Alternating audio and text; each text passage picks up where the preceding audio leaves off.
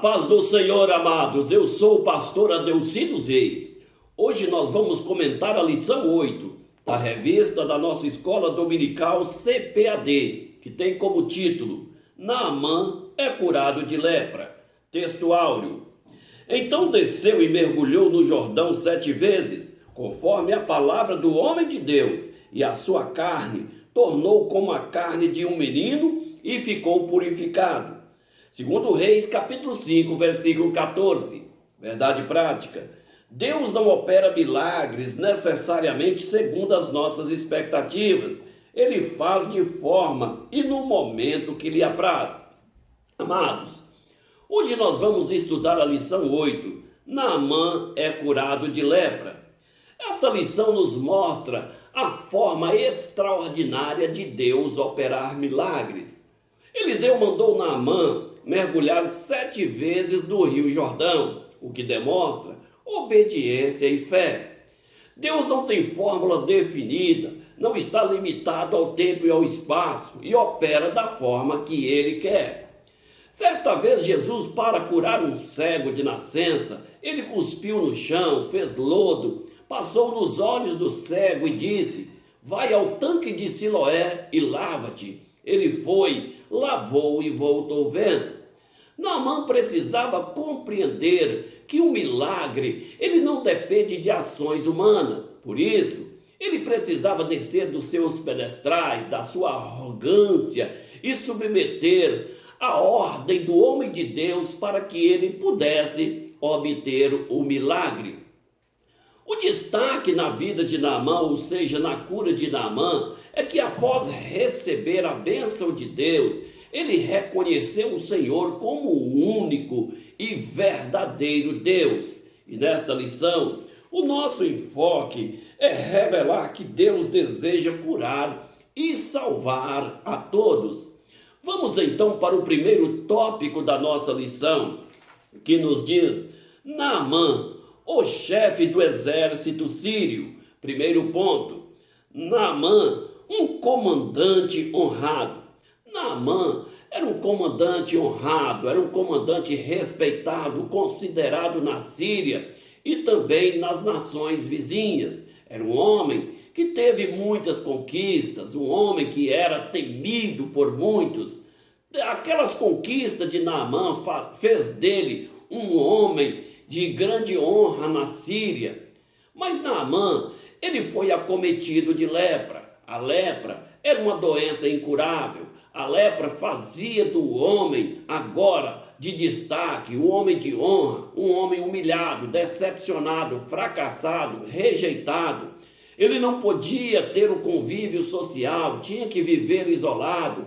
A lepra era uma doença que levava o ser humano à morte. Por isso, Naamã, ele estava condenado à morte. Então nós vemos que esta doença afetava a integridade, a honradez de Naamã. E Naamã agora era um homem que vivia deprimido porque ele olhava para frente e sabia que os seus dias estavam contados. Vamos para o segundo ponto da nossa lição. A escrava, uma testemunha de Deus. Em uma das excursões de Naamã à terra de Israel, ele levou uma menina, uma adolescente, ele levou para sua casa. Certamente era uma menina graciosa, simpática. Ele levou aquela menina para ser serva da sua esposa.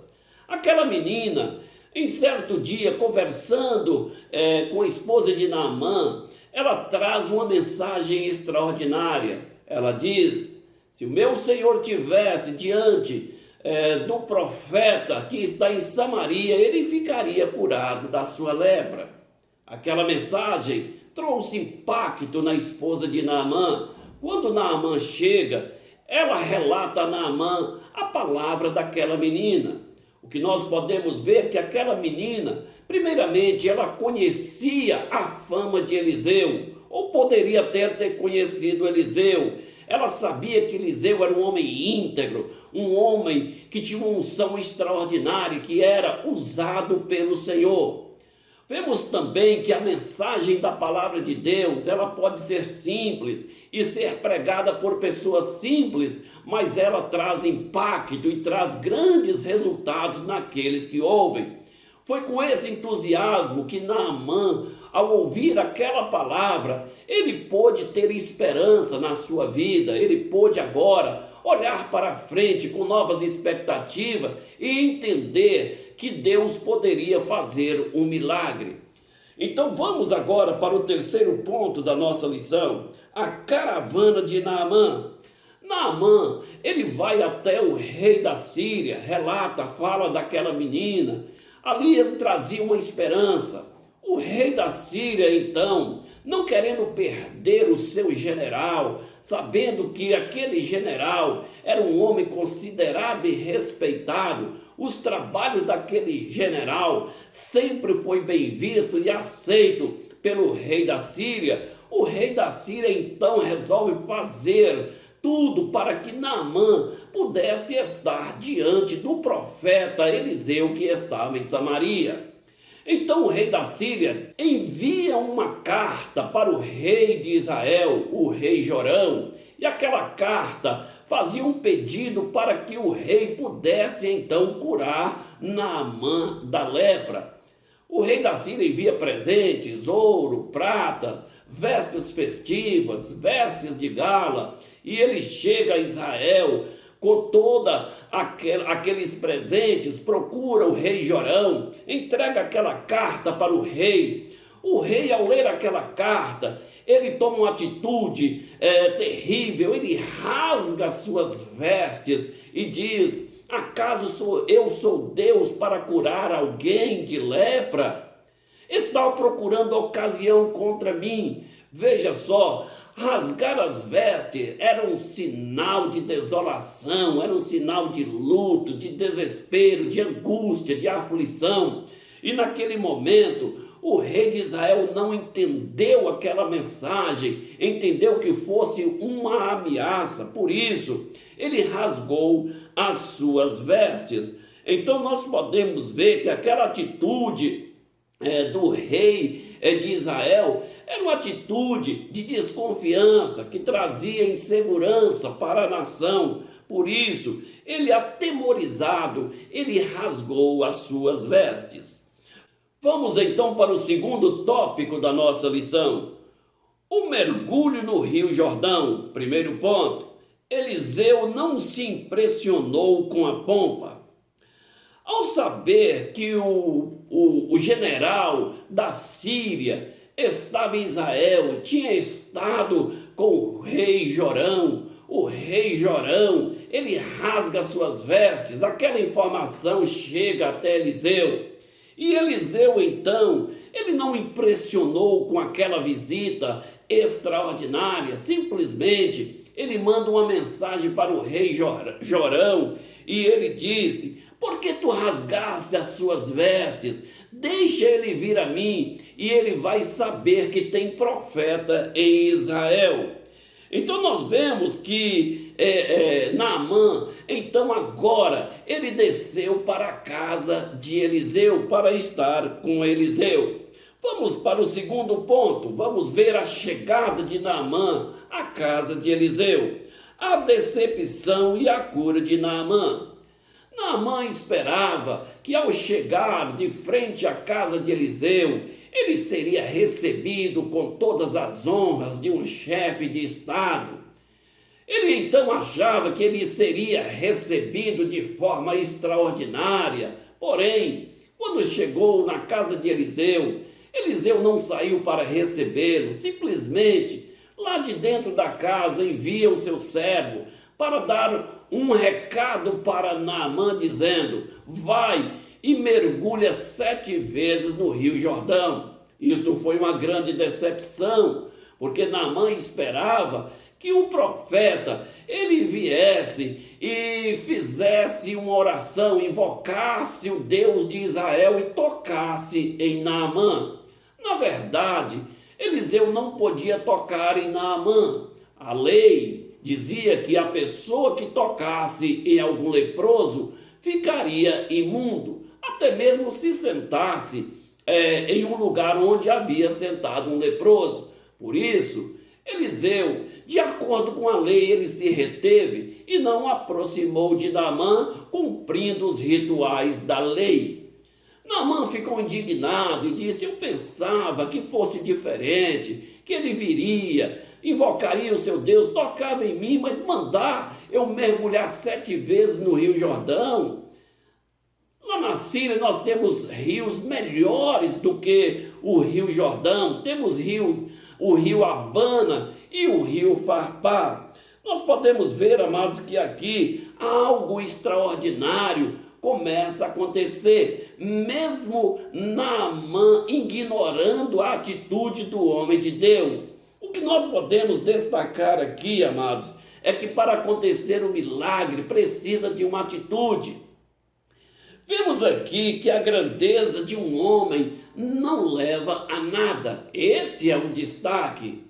Naamã era um grande homem, na verdade, mas estava leproso. E o leproso fazia com que ele deixasse de ser esse grande homem. Fazia com que ele perdesse todas as suas honrarias, a sua pompa, e passasse a ser agora desprezado e isolado. Um outro destaque que nós podemos ter aqui é a mensagem de uma pessoa simples, é o testemunho de uma escrava. A pessoa pode ser simples, mas ele pode ter uma grande mensagem. Pode ser pessoa simples, pode transmitir uma mensagem simples, mas ter um grande efeito. E aqui nós podemos ver que a presença de Naamã perante Eliseu era resultado de uma mensagem simples de uma escrava. Aqui também nós destacamos aqui um pedido humilde. Naamã era um general vitorioso, vencedor, guerreiro, mas ele estava em Israel humilhado pela vida, humilhado pela circunstância, querendo o favor de Deus, procurando uma solução para o seu problema que não tinha controle. Por isso, ele agora estava de forma humilde procurando solução para o seu problema. Nós podemos ver aqui também que as alternativas que Naamã ele tinha, ou seja, ele disse ao rio Abana e Farpar, que são melhores do que o rio Jordão, mas nós vemos aqui que as alternativas também não levam a nada. Deus não precisa de pompa, Deus não precisa de alternativas melhores. Deus usa as coisas fracas para confundir as fortes. Deus usa as coisas loucas para confundir as sábias. Deus usa as coisas humilhadas, as desprezadas e aquelas que não são, para reduzir a nada as que são. Então nós podemos ver aqui um outro destaque, é que a obediência, ela resulta em benefícios.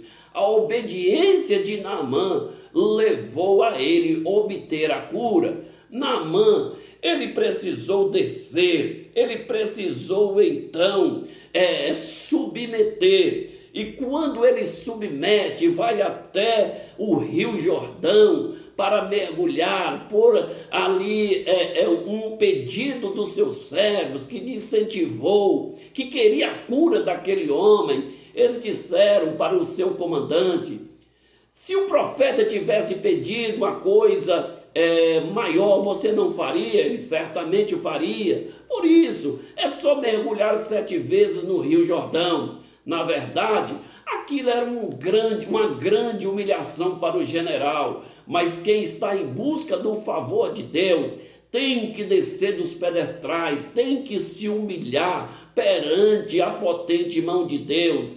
Porque aqui na terra, na verdade, as pessoas muitas vezes se exaltam, buscando os seus objetivos, buscando as suas vantagens. Mas para obter vantagem dentro do plano de Deus, o homem tem que descer, o homem tem que se humilhar. E foi quando Naamã ele desceu, ele se humilhou, foi quando ele pôde receber o seu milagre.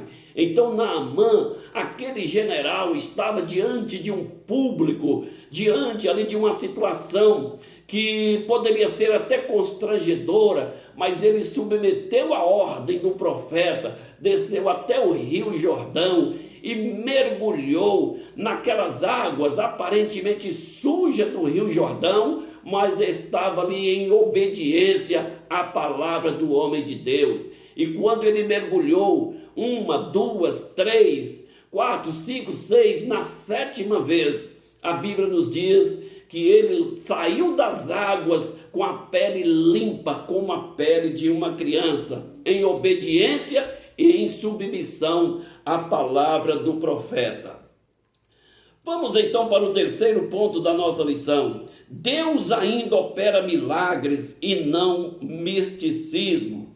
Vemos aqui, amados, que o número 7, ele representa na simbologia bíblica o número da perfeição de Deus. Mas isto não dá legalidade para usar a numerologia de forma desordenada, a bel prazer. Não dá legalidade para usar o número 7 em nossos cultos, em nossas campanhas ou em nossas liturgias. Deus, ele age da forma que ele quer. Ele não precisa de numerologia, Deus não precisa de superstição, Deus não precisa de trevo de 4 folhas, de pé de coelho no bolso, de ferradura atrás da porta. Deus não precisa de mandinga, de sangue de galinha preta, de umbanda, de quimbanda. Não precisa destas coisas, ele opera de forma extraordinária, porque o poder de Deus,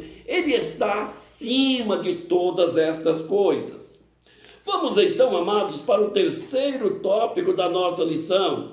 Geazi é acometido de lepra. Primeiro ponto, a rejeição dos presentes.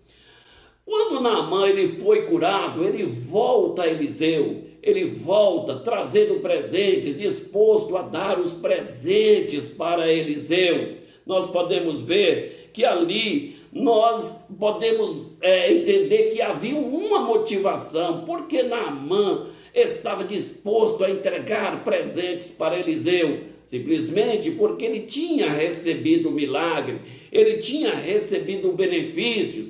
Pessoas muitas vezes são tocadas por um benefício que recebe, por um milagre que alcança. E aqui nós precisamos tomar cuidado. O homem de Deus, a mulher de Deus não pode ser levado por essas coisas. O homem de Deus precisa ter vigilância, porque o milagre de Deus não se pode comprar. Existem pessoas que muitas vezes desinformadas, desorientadas, ou até mesmo egoístas, avarentos, pessoas que estão voltados seus olhares apenas para as coisas materiais, embora tenha um título, tenha uma posição eclesiástica, age de forma desequilibrada, irresponsável e até mesmo cobra por uma oração, por uma cura, por um milagre ou até mesmo por expulsar um espírito do mal. A Bíblia, quando nos fala dessas operações sobrenaturais, ela diz: de graça recebeste, de graça dai. Quando a Bíblia diz de graça recebeste, de graça dai, ela está falando a respeito dos dons espirituais.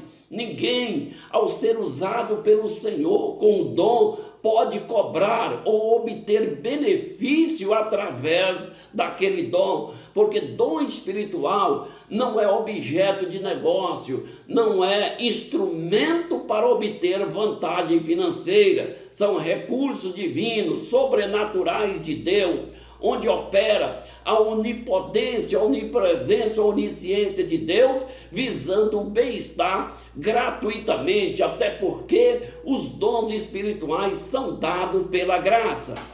Diferentemente do exercício ministerial, onde muitas pessoas até confundem o exercício do ministério, a chamada ministerial, a vocação para a obra, nisto o Senhor tem regulamentado na sua palavra o direito do ministro, ele receber o suficiente para ele cuidar de si mesmo e da sua família. Por isso é que o apóstolo Paulo ele recomenda que o obreiro ele é digno do seu salário. Por isso, nós precisamos fazer distinção o que é a operação sobrenatural dos dons do Espírito Santo e o que é o exercício de uma chamada ministerial. Não podemos misturar as duas coisas, cada um tem a sua função.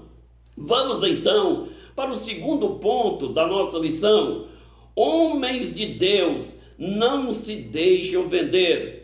Veja que essa atitude de recusar os presentes de Naamã mostra que Eliseu era um homem de um caráter firme, um homem que tinha uma vocação definida, um homem que não era voltado para os interesses das coisas materiais, até porque Eliseu era de uma família abastada, de uma família equilibrada. Eliseu ele deixou tudo por causa do exercício ministerial. Ele não tinha interesses de obter vantagem com aquelas coisas, porque revela o seu caráter íntegro, o seu caráter reto, o seu compromisso com a obra de Deus. E aqui nós podemos ver que Elias e Eliseu eram homens honestos, que tinham compromisso com Deus e priorizavam as coisas divinas. Por isso, ele não se corrompeu quando Naamã lhe oferece presente. O escritor da nossa revista diz que era muita coisa para ser rejeitado. Eu diria que é muita coisa para ser aceito. O homem de Deus não pode levar por esse entusiasmo. Todos aqueles que vão pelos entusiasmos das coisas ministeriais, ele acaba naufragando no seu ministério. Vamos para o terceiro ponto. Por ganância, Geazi é acometido de lepra. Depois que Eliseu ele é visitado por Naamã e recusa os presentes de Naamã, Naamã então volta para a Síria, feliz, alegre por ter recebido os benefícios do Senhor. Mas Geazi, ao ver que Eliseu nada recebera de Naamã, ele então sutilmente ele vai atrás de Naamã em busca de algum benefício, com o desejo no seu coração de receber algum presente. Então nós vemos que ele usa aqui artifícios que não são apropriados para um aspirante ao ministério, não são apropriados para alguém que serve ao Senhor. Então ele estava visando bens materiais e para obter vantagens de Naamã, obter os presentes de Naamã, ele procura Naamã, ele mentiu para o comandante da Síria. Ele traiu a Eliseu, ele traiu a confiança do homem de Deus, aquele a quem ele servia, e ele desonrou o próprio Deus.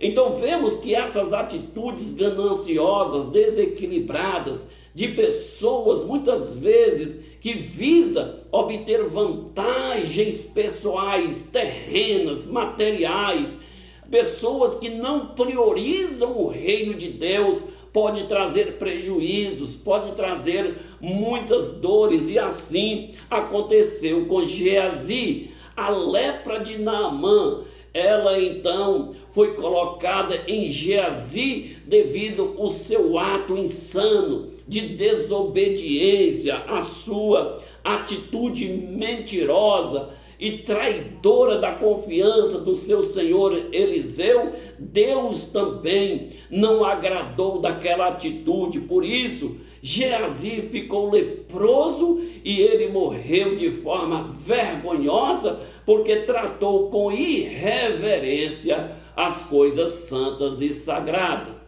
E assim nós estamos encerrando a nossa lição. Que Deus possa abençoar a sua família e abençoar a sua vida. Amém? Que Deus os abençoe.